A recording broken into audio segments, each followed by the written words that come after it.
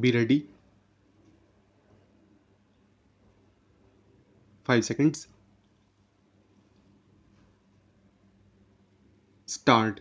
While stabilization of prices is the concern of the government, an equally vital and important concern of the government is the keeping up of the continuity of the economic development.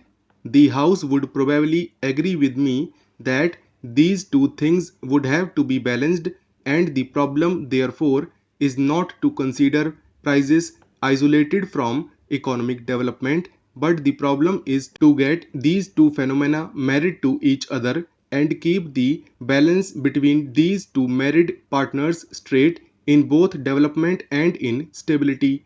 That should be our problem, and that should be the solution. I welcome very greatly the suggestions which have come forward to facilitate this marriage of prices with economic development. Controls are no doubt possible to some extent, but as I said earlier, even the Ranganathan committee felt that no amount of physical control will deliver the goods if the implementing machinery is not up to the same standard as the standard of the control we want to have. Therefore, as a better solution to this problem, rather than having wholesale physical control, we want that the extension of cooperative trading centers should provide an answer to this problem, and we would like to give the maximum facilities for this extension of cooperative trading sector. Definite schemes have been formulated by the government, but I would also like to say here that some of these voluntary organizations like the Citizens Council and such other organizations, if they could take up the work of providing a chain of consumer cooperative stores, they could formulate a scheme for doing some such thing in the economic sphere. Government would be certainly agreeable to provide them with all possible facilities for opening these shops.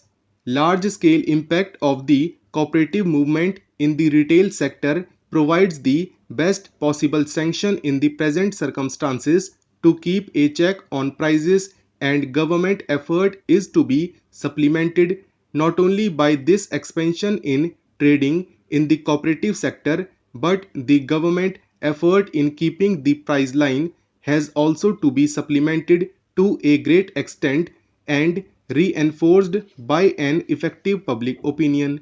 After all, democracy without public opinion does not carry us anywhere. Public education and democracy are two patterns in which full-fledged democracy functions. Without public education, democratic implications are not understood, and vice versa. Without a democratic pattern of society, this public education does not have much meaning. Therefore, public concern over rise in prices has got to be created. Though all the members have expressed their concern over a rise in prices and people outside also have expressed their concern, I must confess that the cohesive body of public opinion against profiteering and speculative activity of traders in essential commodities has yet to be felt. If it has to have practical effect and without dividing themselves on party lines, members of parliament should also play a very effective role through their own parties. The problem of profiteering and the problem of speculative activity is not the problem of government. It is the problem of the country, it is the problem of the people, and it should be considered as an antisocial thing. Therefore, it should not be considered that it is the prime duty of the government to check this, mitigate this evil phenomenon. It is the duty of the government, I do not deny, but it is also on the moral plane the duty of the respective parties and their leaders and workers to create such a public opinion where profiteering and speculative activities may not find place. In some of the capitalist countries, they have done the same thing in regard to this. After all, In a country like the United States of America, adulteration of food is considered to be a crime worse than even murder. That shows the amount of public opinion that has to be created in this country against profiteering and speculation. As some members have said, nationalization of banks can be one of the ways by which effective control over prices can be brought about, but unfortunately, the phenomenon is not the credit which is operating through banks. The crux of the evil is the credit which is outside the bank. So much credit is flowing through these outside channels other than the banking system that it is very difficult to control that kind of credit. This is the villain of the piece which is not allowing us to have a cohesive policy in regard to the control of prices. A part of the purchasing power of the public which has come under the operation of the banking sector is relatively small when compared to the money outside the banks. It is the latter, therefore, which gives us this deep concern and which affects the solution. So I think I have covered most of the points raised. Though the purview of the discussion is very wide, the House will perhaps forgive me if I do not cover all the economic matters. Madam, with regard to free and compulsory education, I would like to say that the states which are giving free education have not realized, and the center also has not realized, that merely not charging fees does not mean giving free education. The cost of textbooks, the often changed textbooks, the cost of paper material, and the compulsion about using paper and pencil or paper and ball pen right from the primary stage, the cost of uniforms, the cost in respect of games fees, all this comes to so much that the words free education become a mockery. It is much better to say that the government is not giving free education. The same is the state of affairs about scholarships.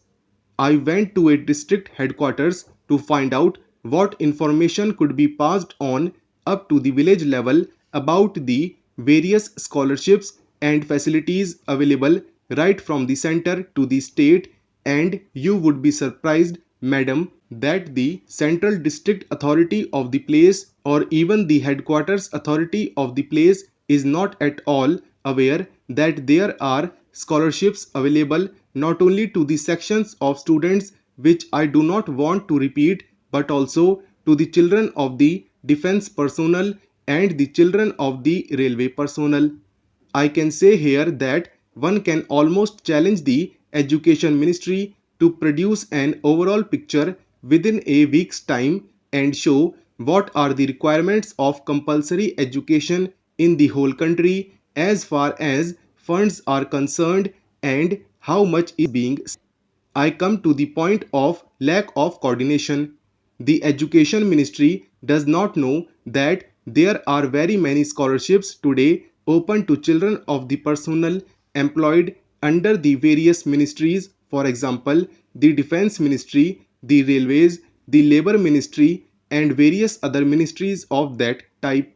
Only if all those resources are pulled together and a complete picture of educational expenditure is taken will they be able to say what expenditure is being incurred, what facilities are available, and what scholarships are available.